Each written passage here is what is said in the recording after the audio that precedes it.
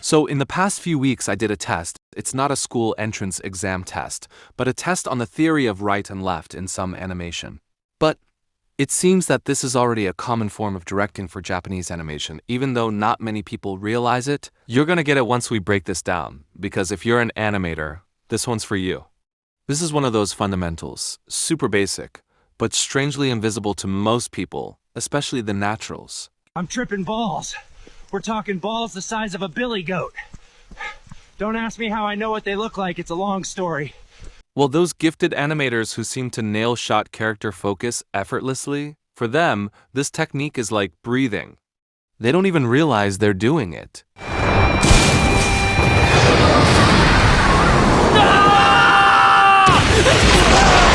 But if you're like us, maybe you used to flip burgers, maybe you were part of a big wave of layoffs, maybe you're just trying to build your creative career from the ground up. Not to mimic the pros, but to understand what they do instinctively, so you can do it strategically.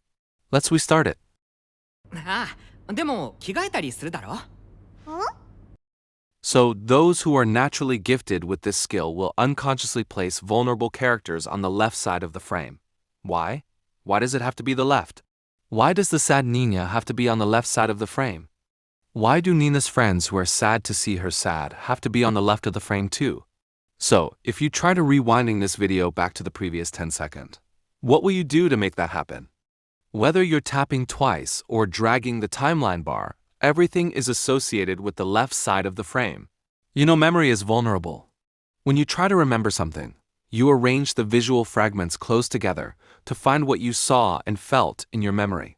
That's why anything positioned on the left side of the frame often feels vulnerable, because it sits in the space that's already been passed through in the flow of time.